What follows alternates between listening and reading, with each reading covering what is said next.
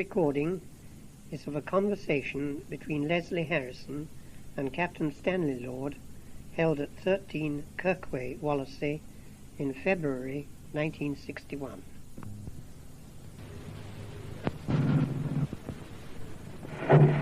Captain Lord, you were in command of the laden liner Californian nearly 50 years ago when she stopped the course of ice in mid-Atlantic, apparently somewhere near where the Titanic sank.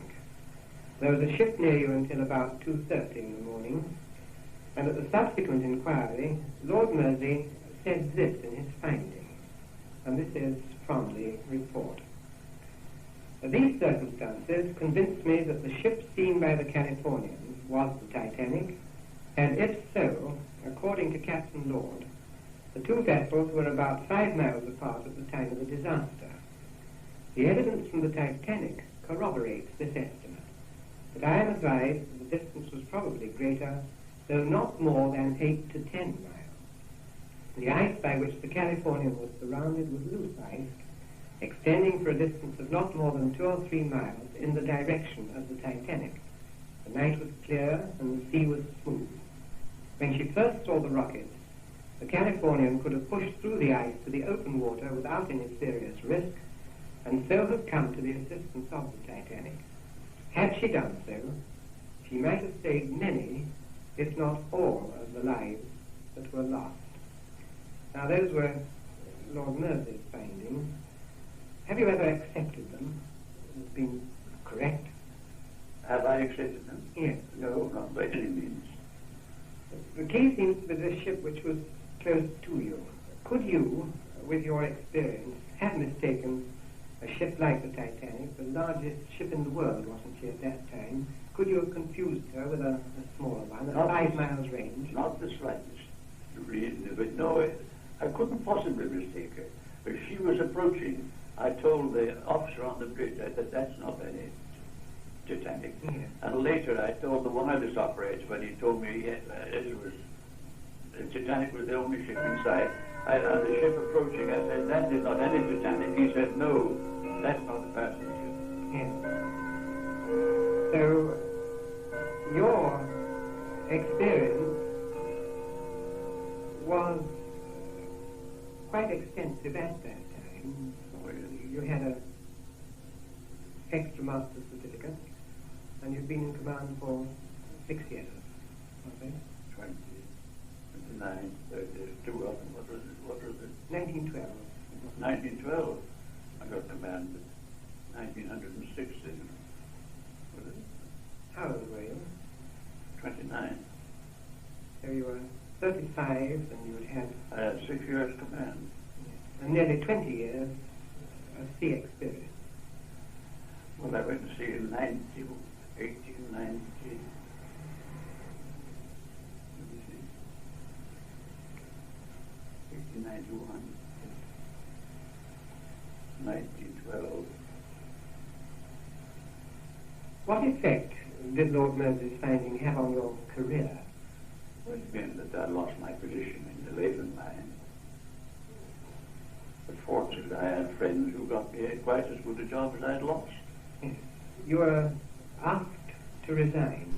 I was asked to resign, strongly against the managing director's wish, as he had already promised me I should go back in the Californian as master, but he said the matter had been taken clean out of his hands and he had no say in it whatever. That would be a director. That was the Liverpool manager. I don't think it was direct, I suppose he would be. No, the decision would be taken by the director. In London, yes. And he would have to do what he was told. He had to do what he was told. So the Liverpool management then were in your favour? Strongly, judging by the reference they've given me. Did they give any other indications of their support for you? Not only what I heard privately. Mm. It wasn't public, it was in correspondence that I had given access to and told me was written. But the managing director said if he was the sole shareholder in any scheme, he would willingly and gladly give me command of her. And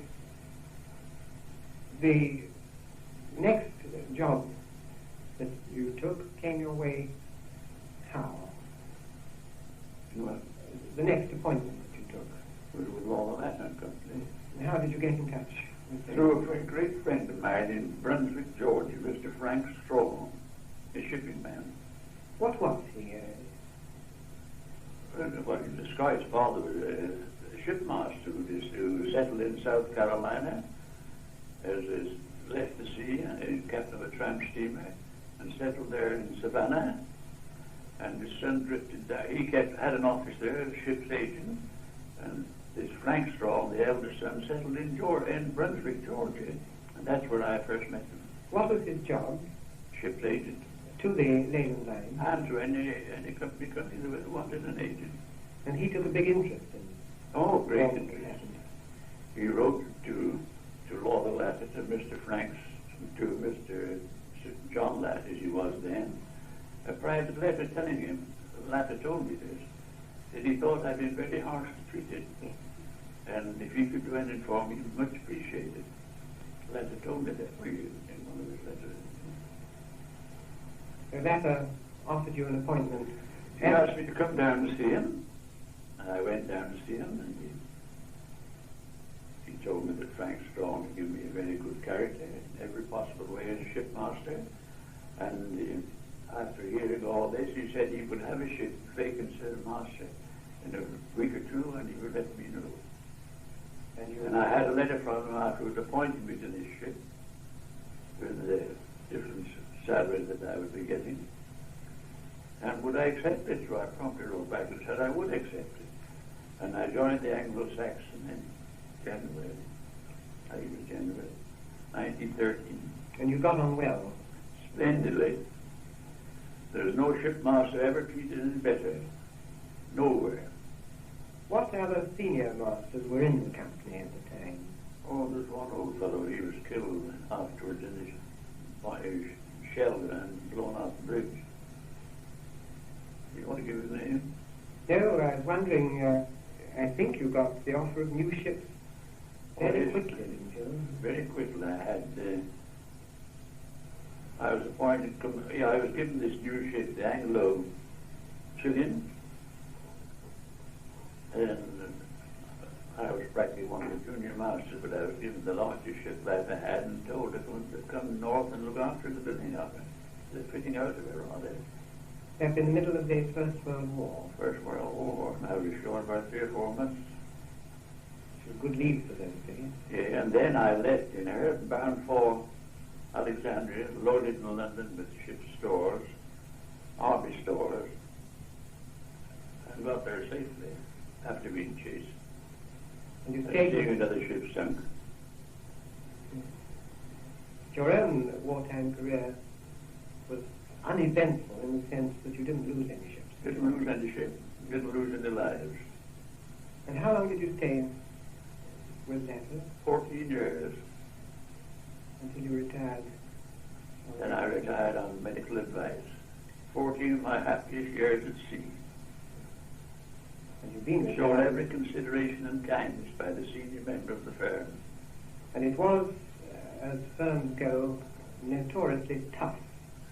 He was considered a very hard employer. Didn't treat me as such. And I never heard of anything of whilst I was there. Everybody seemed to be happy and contented. And it's nearly 33 years ago then since... I left there in 27. And for nearly 50 years, you've had this appalling burden of being publicly branded as the man who let over 1,000 people drown before your eyes. Yes. Now, how have you managed to live with that really awful charge? Well, I knew a good many people didn't think it. Men like Sir John Latta wouldn't give me command to one of his ships if he thought for one moment that was true.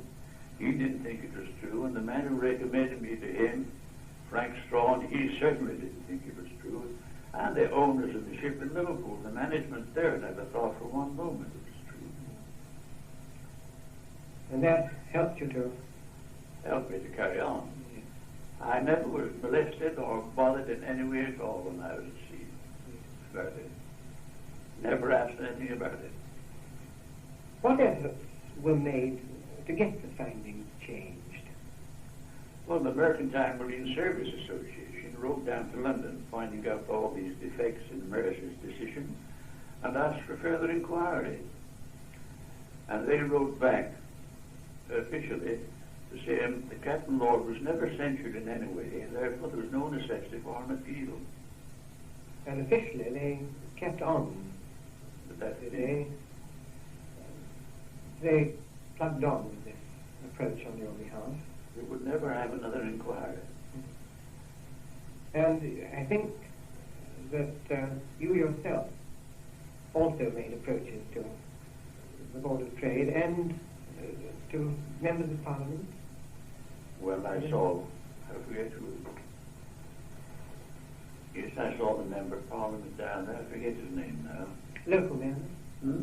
Local men? No, voting man, where I hail from. Forget his name, but he couldn't do anything. He said he'd approach them, but he couldn't do anything. He couldn't break Mercer's decision.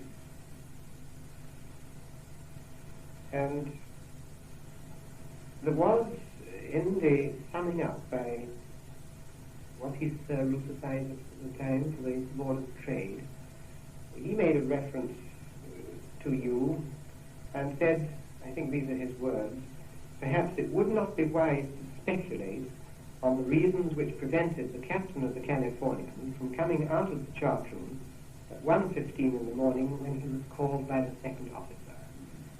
Now, What did the insinuation there meant? well, Liquor? we can only take what the reasonable man, I think, would assume to be the inference. What have you always thought it? I always, well, that remark naturally leads one to think that I was under the influence of drink. Did you resent it? Never had been in my life. Never had a drink of liquor aboard a ship in my life. Did you do anything about that? No, what could you do? Or write to No, Isaac? no, I never wrote. The MSM I could done, I told them all about it. I never bothered to Isaac anymore. He wasn't friendly, and neither was Mercer to start with. It was at the inquiry. At the inquiry. Were you represented there officially? By Mr. Dunlop. Was he your representative? No, he was the owner's representative. He told me that. When did you, or how often did you meet him? Well, I only met him on the day of the inquiry. I came home that night, back to Liverpool that night, You attended as a witness, as a witness. but you never had it pointed out to you that you could be a party. No, never. Not by anyone. So you went, Mr. Dunlop told me he was representing the owners of the ship. and how long were you at the inquiry? When I got there in the morning, and the inquiry was held during the day, and then in the afternoon, Dunlop asked Lord Mercer if we members of the crew could go with the ship was sailing in the day, so. And he said yes, so we left that night, all of us. And I think the inquiry lasted about a month. Oh yeah, well I don't know what was doing about that. And the Californian crew occupied about 2 days. But no, I think there was only about 1 day. We all left that same day. There was myself, there was Stewart, Stone, Groves, and the wireless operator. And he got through with us that first day. So that you only met Dunlop on that day. Was On that that day. you were going into court? That's all. And you had no opportunity of discussing with him your None intent that it whatever. turned out to be. No discussions with him whatever. And after you returned home, no one ever said to you, this inquiry is taking a bad turn from your point of view. Come down to London and let's discuss it.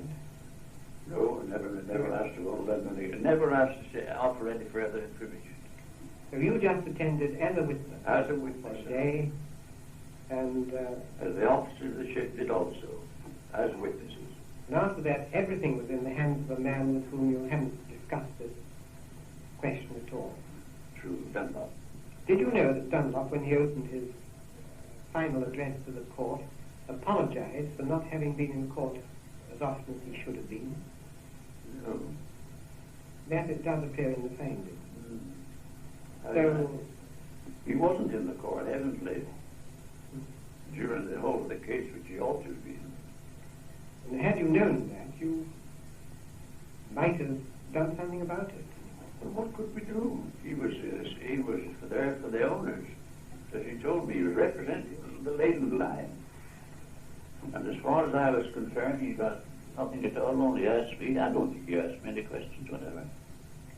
And the Mercantile Marine Service Association, during the course of the rest of the inquiry, didn't draw this point to your attention? No. The difficulty you were getting into? I went to see them when I came back from London. Told them what happened? Told them what had happened and saw the secretary. Eventually they wrote one or two letters pointing out how I'd been treated very harshly, no opportunity of further inquiry, which was refused. Did you go to anyone else in Liverpool about it before the findings came out? Did I? Approach anyone? I don't know. Yes, I approached McNabb. Who was he? The former chief examiner in master officers in Liverpool. He would be a Board of Trade Yes. official. And wasn't he? So he wrote and told me, as far as I was concerned, he didn't have 1 minute in any way to blame. And he didn't think the Californian was. I have his letter. It's 50 years ago now, isn't it, that this happened? In fact, it's 50 years ago next April, I think, 1961. Yes. You've got a very clear recollection of all that happened. I have. Is it something you've thought over a lot, or have you reread the papers very much? No, I haven't reread the papers at all. I had what I wrote at the time and the evidence I gave, and it's there still. And so far as that night is concerned, the Sunday, your navigation was being done in what you would call the normal way. And the normal way and in perfect condition. The position was obtained at noon. That would be a sun. Sun observation by 3 officers and myself.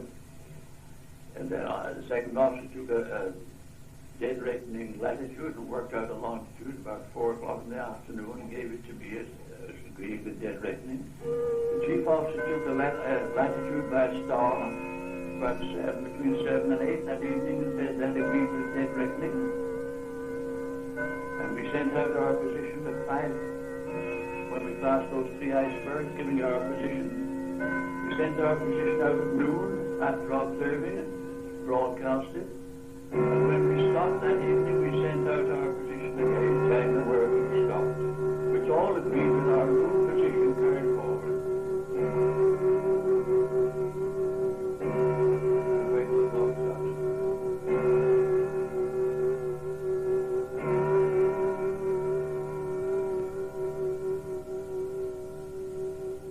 So you told the world by radio where you were in the afternoon when you passed the 3 icebergs you mentioned. We sent out our position at noon, and at noon on the 14th that would be. We sent out our position about 5 o'clock, something around 5 when we passed those icebergs. And we sent our position out at noon, when we stopped in the ice. Yes. We were surrounded by ice and giving our latitude and position. Carried forward from noon, which corresponded with observations at 4 o'clock and at 7 o'clock. You passed which side of the icebergs, north or? We were north of them. So that they would give a check on latitude. Of course they had. Keep. We were actually over about 5 or 6 miles north of them. And did any other ships see these rather distinctive 3? I suppose, I don't know, I never heard of any. They were sure to have been seen. The Parisians. Parisians? Do you recall the Parisian radio message? No, probably I didn't get it. She reported 3 in much the same position. So if she did, that gives you a confirmed, in effect, signpost which kept you to the north. Yes. You had properly qualified officers. Oh, yes, the chief officer master's ticket, the second officer the chief officer's ticket, or mate's ticket, and the third officer, I think he had a master's ticket, I'm not sure. Was it an early voyage of his with the Leyland lines? Hmm? Was he new to the Leyland lines? I think this was his first voyage. I don't know if I think it was. He didn't stay long afterwards, he left. He was qualified then? Oh, yes, he was qualified. To keep a watch? Hmm? To keep a watch? Oh, of course, yes. And he would go on at Cape. He was on from 8 to 12. And what did you do when 8 o'clock came?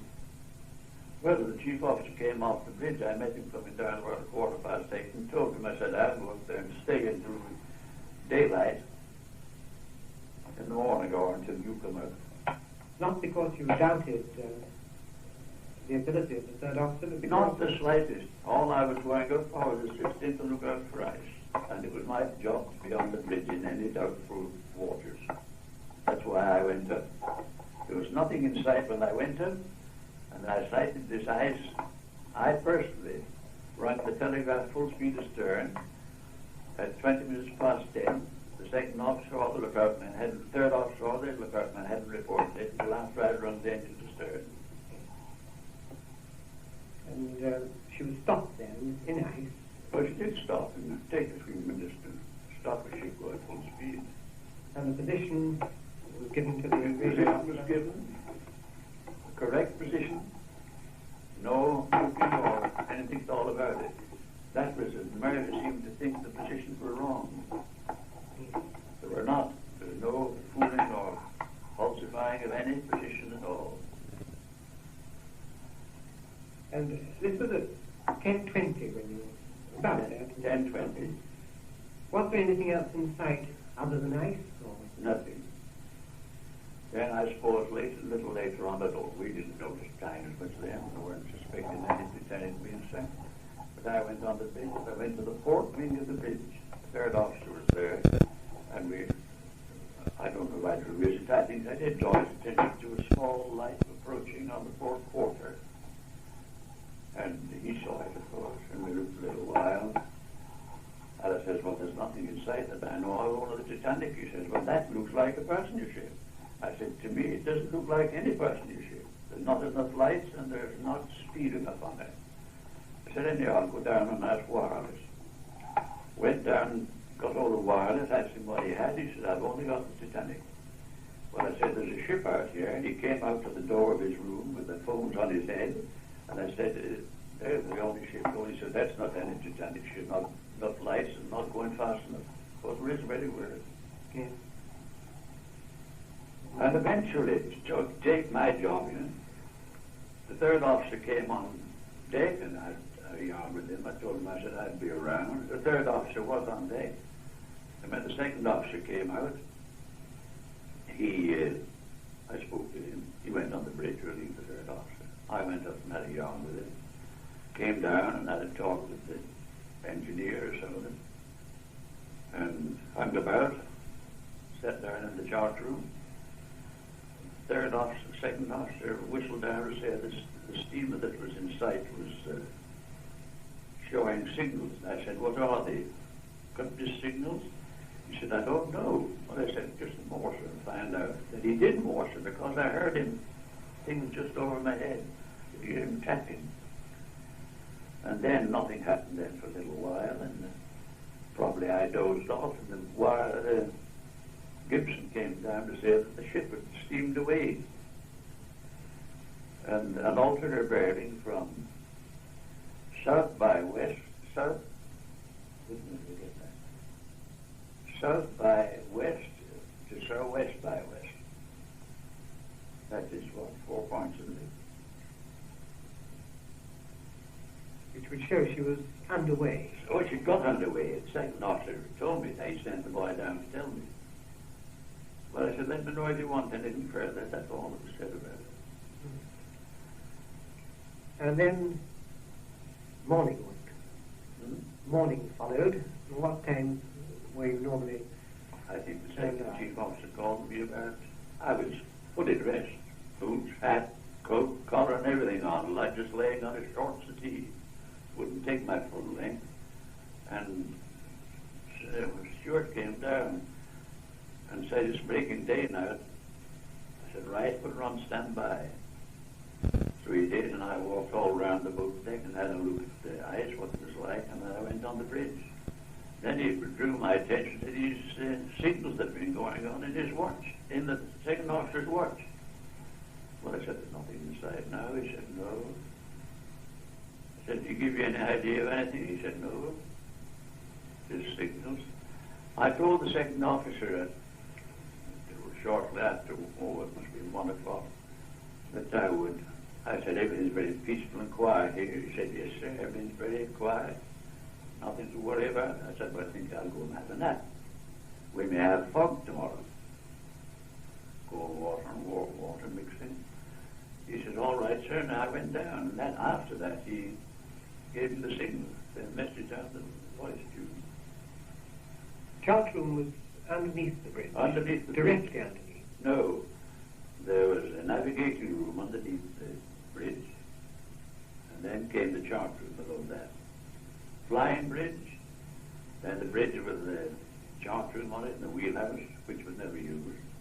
And then came the chart room down below. And my room on the same floor. But you lay down because the chart room had a settee. On the settee, it was actually a short settee. Not a comfortable settee, so I must have been dozing over it. So you were discussing the signals which Stone had seen, and Stewart, in the evidence of the inquiry, pointed out a ship somewhere to the southward of the island. Steamer well to the southward before Master. Did you ever know what ship it was? No. Well, I don't know.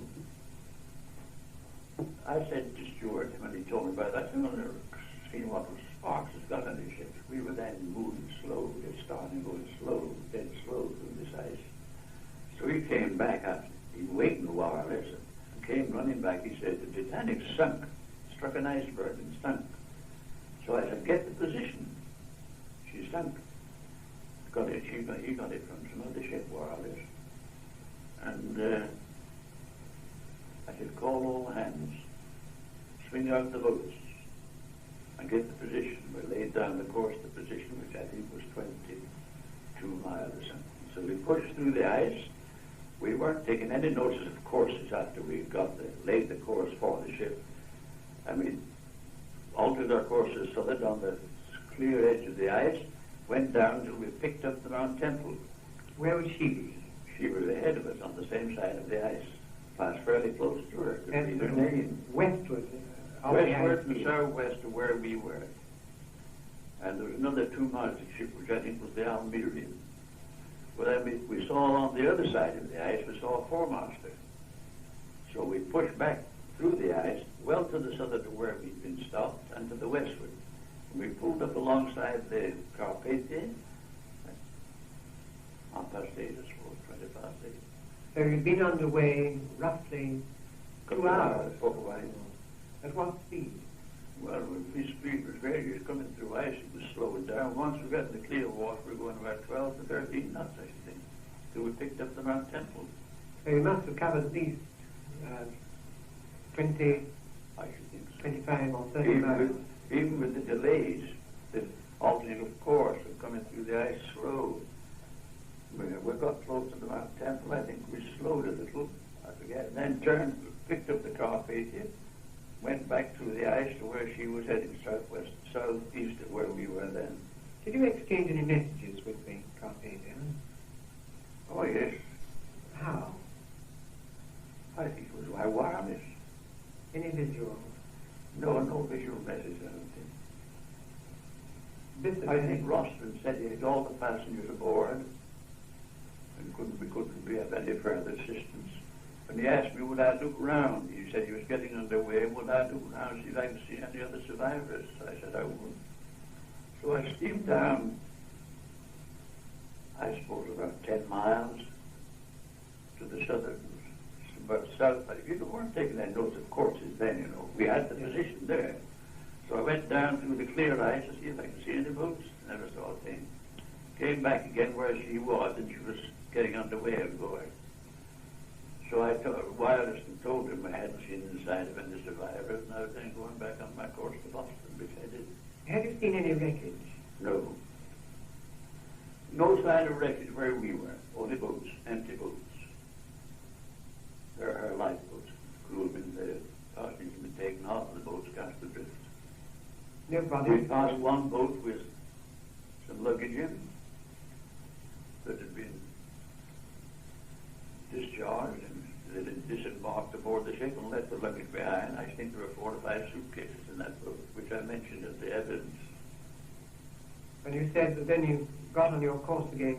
On our course to Boston and heard no more about it. Which would mean passing through that particular ice field for the third time. No, we passed, we were going back again. Yes. Well, I think we steamed north, there was very little of it left. We went slowly through it till it got clear, and then laid our course for Boston. This ice field seems to have been running north and south. North and south, and not particularly wide where we were. I think a few miles only. We went through it to get into clear water, and then we saw the Mount Temp and steamed down in clear ice and clear water until we got abreast of where it saw it was Mount Temp. Then we altered our course to port, which was back east and south again, and went back through this narrow.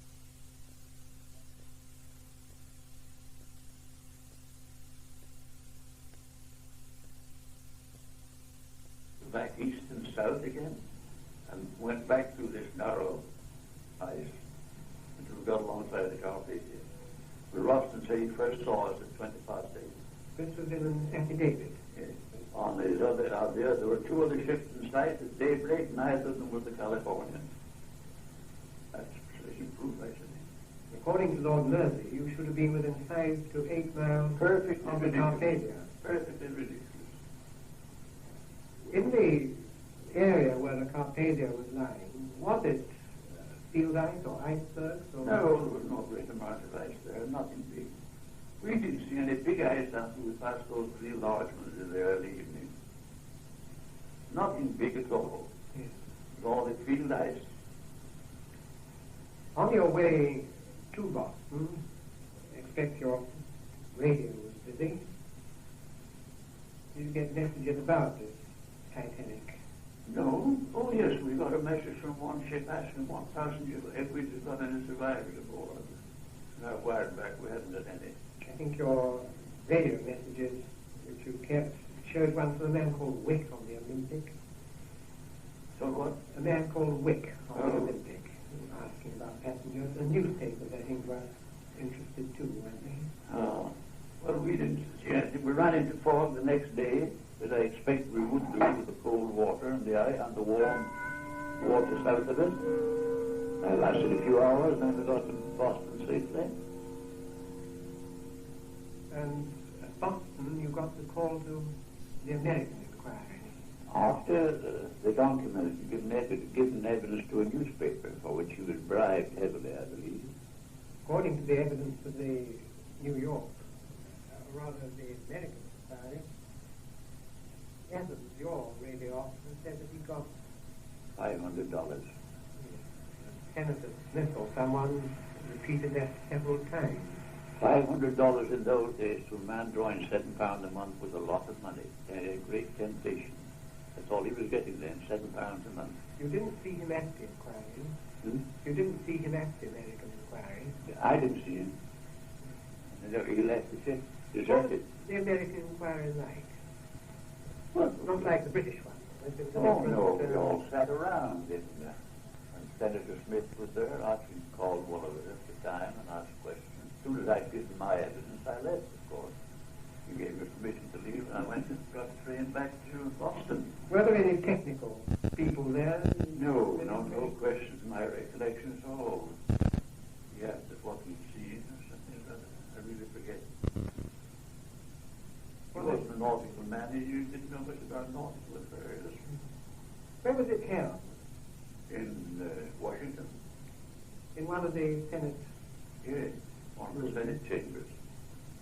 I traveled there overnight and came back during the day and arrived, I think I sailed the next morning. I forget really. What sort of a reception? Reception? Yes. Wherein? Hostile or friendly? Not whatever. Not the slightest hostility shown to me anywhere. Just attending there as a witness and answering questions. Yes. Did you ever buy a report of the inquiry? The No, American I never inquiry? read it. You never heard what they had to say about you? No, and I never read my own evidence either afterwards. And I Just, never read the Irishman's evidence. I don't know what he said. so you went back to your ship, Brought her to Liverpool safely. and Liverpool was the official action to take there, wouldn't there? Yeah, that's when Company and the that's Board of when we went Trade. down to London to give evidence to Meredith's inquiry. I was thinking before that to when your Marine Superintendent wanted to amplify your report. He asked us a few questions that we were four of us there, the officer and myself, In his room. in his office. And he asked me, and he asked the chief and second officer, did they think that was a passenger ship? And they said no. And he asked Groves, and he said he thought it was. Did that surprise you? It did. I think I told the superintendent, I said that's the first time I've heard him say that. And was there a Board of Trade or Rec Commission, the customs man would want a statement from you? The Board of Trade. In Liverpool? Yes. No, I think we went to the Board of Trade office and they questioned it. And as we were going up the steps, Gill was coming down. He'd been giving it, but I forget really what. He didn't question it very much there. Very nice man. I forget his name. What's your attitude towards Gill and Groves, both of whom gave evidence which really didn't help I you? think Groves, very nice young fellow. Nothing wrong with his ability. I think he was inclined to exaggerate a little for the public. Gill went to the newspaper. Gill, of course, when I never spoke to him again. He was with me 2 or 3 voyages. I found nothing against him. Grill's temptation was $500 for a £7 a month man. It gives them great stretch of imagination. Great stretch of imagination. He's supposed to have come off watch at 12 o'clock. And he saw this big ship coming along and showing firing rockets and all kinds of things, which I think was a lot of imagination. I may be wrong. Whereas in fact she'd stopped alongside you a considerable time before that and was lying quite quietly. Yes, yes. But you don't bear any grudge against them? Hmm? You seem to have a very philosophical attitude towards this pair. Well, I don't know. They thought they were. Of course, Groves wasn't getting anything out of it, but poor old Gill was. And a great temptation when you think £7 a month and a man getting $500. I think the dollars were then around roughly about 3 to the pound. That's nearly a year's salary, or more than a year's salary. You were in court, I think, when Groves gave him the opinion. No, I forget. I think I must have been. I don't think he let us all go until we'd given that Dunlop Hospital to go. I must have heard Groves' evidence. According to the inquiry report, you've whether on reflection thought this ship was the Titanic. You qualified his answer by saying that he was a man of limited experience. And I think Lord Mersing recorded as having said that, anyhow, in retrospect, do you think it was the Titanic? And Groves' evidence is recorded as saying, I do. Yes, he did. I remember he said that. Any comments from the President? Yes, and I think he said yes, and so do I. Being back in the I'm really sure he said that. Was he in full robes at this inquiry? Or No, oh no, none of them were. He had 4 assessors. were there any of them? No, they were in ordinary lounge suits. So was he. So was Isaac, and so was Sir John Simon. What impression did Mersing create? Hostile at once. You weren't getting a... He made up his mind before he started the inquiry. That's my opinion. Whether that's a thing to say or not, I don't know. But that is your feeling from the atmosphere of the court. Atmosphere from the beginning to the end. Sir Rufus Isaac had the same idea. Sir John Simon, he didn't. A very nice gentleman, spoke very nice to us. I don't think he answered any questions he may have done. There was nothing hostile. He spoke quietly, just giving us his letters. But I don't think Sir Rufus Isaacs or Lord Mersey were inclined to be listened to any further evidence. They'd had it all and they'd made up their mind. That was my opinion. I may be wrong. And yet, from your point of view, there was more evidence to be brought forward. Of course. Particularly the engine room movement. They never asked anything about the engine room. No engineers were down there, to my knowledge. If you'd only had to cover 5 to 8 miles in the morning through loose ice, how actually could you have done it? And it's about half an hour, even in the conditions that were there then. You were 2 hours and a half. I forget the time we kicked off it, but it was 5, but we didn't get down there till 20 minutes past 8. Remember, Rosman gave sufficient evidence to prove the morning of disaster at 20 minutes at daybreak, which would be around 5. He said there were 2 steamers in sight. Neither of these steamers was the Californian. I first saw the Californian approaching through the ice about 20 minutes past 8. now, from the Titanic, a ship was seen about 12:30, which approached them.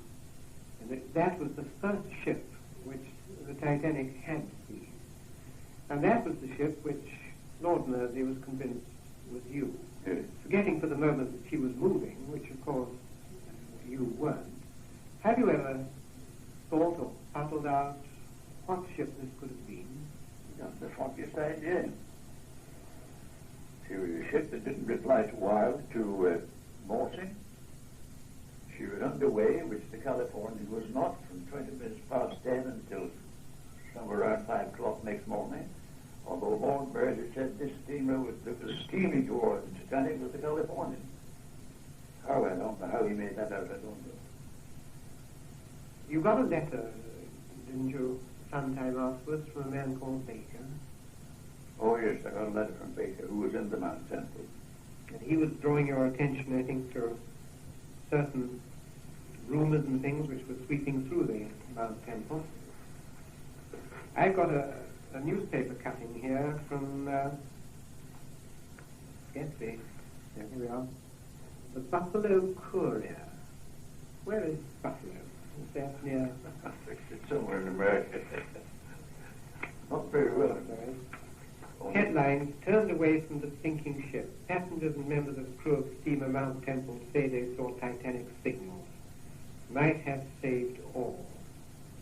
And there are 2 affidavits from members of the crew. And there is an oiler named Pickard who says that the 3rd officer, called Notley, was heard to tell the captain of the distress message, and that instead of the steamer heading to the wreck, she steamed away on her own course, so that the lights were soon lost. I met Notley. How old was he? How old? Yes. He was 4th officer, we were probably about 25. Is he alive now? No, he died about 1948, I think, 49. Quite nice. He was Marine Superintendent for the Canadian Pacific Steamships. Baker introduced me to him, and we went and had lunch together, and he told me all about it, which quite agreed with the statement there. Of this newspaper, you know. And if I know that you were criticized by the Board of Trade for seeing signals and for not doing something about it. Yes.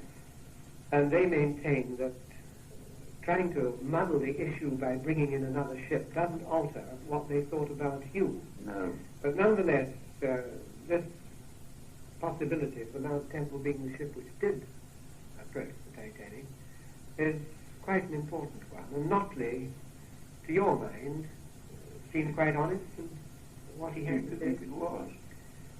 And wasn't he prepared to do something? He was another master mariner and knew what it meant for you to be wrongly accused. Yes, he knew that, but I think he said he wasn't asked or something. How did he get to be Marine Superintendent from 4th officers there? So this was 30 years later. Good going, though, you know. They usually get a man who's been in command for some time before he gets that job. Well, the modern tendency is to appoint promising young people so they can get into the office. Well, he was a very nice young fellow. What he told me was he meant every word. He wasn't imagining anything. He's quite straightforward about it. Oh, yes, he thought we weren't the ship at all. Nothing ever been said by him to any of the people. He never got anything from him, I suppose. What did you think about his position with the company if he were to pick up another fight? Well, I think I would sit down long since, all these different questions over a lunch.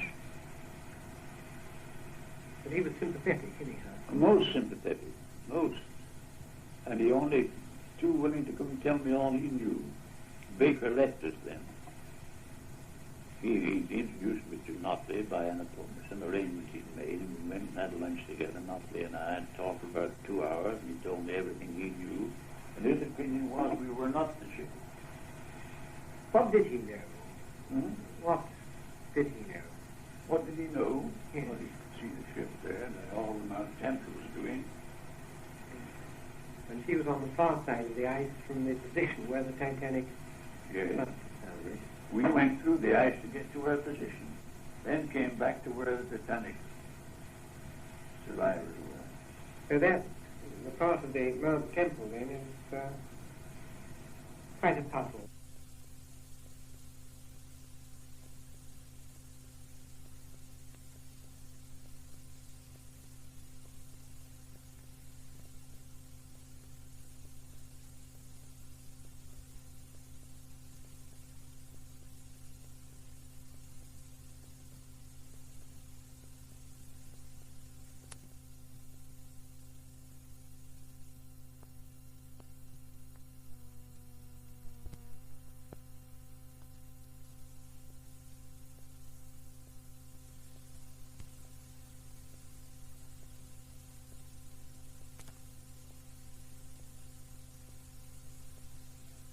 You find things like that about it. The next day, there were lots of ships about, weren't there? Well, we didn't see any. We saw the two that were, we saw the Mount Temple and the Almir's, I think it was, a Leyland boat, two-masted Leyland ship that lost in the sea. But I don't think we saw anything after. Smoke ships? Hmm? Smoke? I really forget. I don't think we saw anything about. See, those things weren't noticed. There was never the question about that. If we'd known all this was going to crop up, we'd probably taken more notice of that. Notley was one who took an interest in things and got in touch with you later. You must have met or got in touch with others. Was there anyone else who took a big interest in this affair? Not that I know of. No, I don't know anyone. There were articles written in the nautical magazine and in the Reporter, the Mercantile Marine Service Association. But wasn't it was denied in the nautical magazine, didn't they? Make some No, they published 4 articles by someone called C. Lawyer. What was, I think, McNabb had one article in the MMSA's Reporter, and then there was this other man, C. Lawyer. Was this your friend from Carbis Bay? Oh, yes. That was the one you never met. All right. The one who took a tremendous interest in your case. Oh, he did. Analyzed it very fully. And left his papers on it, 2 tin boxes containing all the references, to the British Museum. And they wouldn't accept them. Well, they were not, according to the British Museum, of national interest. What became of them? It's difficult to know. Our solicitor says that they went or got into the hands of a housekeeper, and that she was leaving or left for America, and she destroyed everything within sight, including the deeds of the house. So it's unlikely that they survived that particular thing. But you never met Farah Raker? No. You see, when this thing was in, my job was to earn a living after Mary's decision. And I don't think I heard from Farah Raker until I got back on the first voyage of the Saxon. I don't think, I forget though. Then as I came, I got several letters from him then, and it gradually died away. He was very interested, and I had a lost interest in it. Everything was quiet, nothing further being mentioned about it. And I was at sea and everything. I was earning my living and getting it very quietly and nicely. Although Fowler did write to me repeatedly, and I wrote to him, replied, giving all the information he asked for. But we have some of his statements in it. Yes, some of the original documents, which are very useful indeed.